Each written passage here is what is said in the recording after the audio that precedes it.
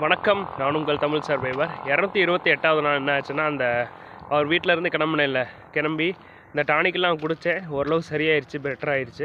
Border வந்துருச்சு. Border வந்தோடனே என்னென்ன ரெக்குயர்மெண்ட்டுக்கு வேணும்னு கேட்டிருந்தேன். நீ யாருப்பா ப்ளாகரா அப்படின்னு சொன்னோடனே எல்லாமே சொன்னேன். இந்த மாதிரி இந்தியா ஃபுல்லாக பரவாயில்ல, எவ்வளோ தூரம் வரீங்க அப்படின்னு சொன்னோடனே ஆதார் கார்டு மட்டும் காமிங்க. ஆதார் கார்டு மட்டும் காமிச்சிட்டு பேக் மட்டும் நாங்கள் செக் பண்ணுவோன்னாங்க.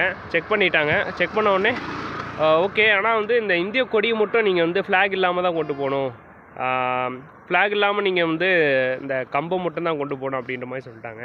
சரி, ஓகே, என்ன பண்ணுறதுன்னு சொல்லிவிட்டு அதை எடுத்துகிட்டேன். ஃப்ளாக் எடுத்து இப்போ பேக்கில் தான் இருக்குது. ஸோ அதுக்கப்புறம் கொஞ்சம் நடந்து வந்துக்கிட்டே இருந்தேன். இது பார்டரை கிராஸ் பண்ணிட்டேன். ஸோ அதை நான் ஆட் பண்ணுறேன் பாருங்கள். ஒரு வழியாக இதுதான் இந்தியா, இந்த பக்கம் நேபாள். ஸோ நம்ம நடந்து லிஃப்ட்டு கேட்டு இந்தியா அண்ட் நேபாளுக்குள்ளே வந்து விட்டோம். நேபாள் வந்தாச்சுங்க. பார்டரை கிராஸ் பண்ணோடனே ஸ்ட்ரைட்டாக வந்தேன். ஒரு ஹோட்டலில் லைட்டாக ஏதோ நூடுல்ஸ் அந்த மாதிரி சாப்பிட்டேன். ஒரு பெட்ரோல் பங்க் இருந்துச்சு. பெட்ரோல் பங்கில் போயிட்டு சொன்னேன், இந்த மாதிரி நான் இந்தியாவிலேருந்து வந்திருக்கேன். இது ஃபஸ்ட் டைம் நம்ம நேபாள் நான் ஃபஸ்ட் டைம் தான் வரேன், இப்போ தான் வரேன். என்கிட்ட எங்கே தூங்குறதுன்னு தெரில. அதனால் எப்பயுமே நான் பெட்ரோல் பங்கில் தான் தூங்குவேன். நீங்கள் இப்போயும் நான் பெட்ரோல் பங்கில் தூங்கலான்னு பார்க்குறேன். நீங்கள் சொன்ன உடனே ஆதார் கார்டு எல்லாமே செக் பண்ணிவிட்டு அலோவ் பண்ணிட்டாங்க.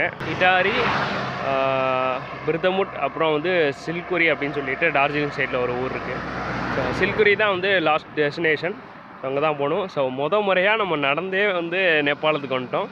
ஸோ இதுக்கப்புறம் நம்ம நடந்தே திரும்ப அகைன் பூட்டான் வரைக்கும் போகணும்.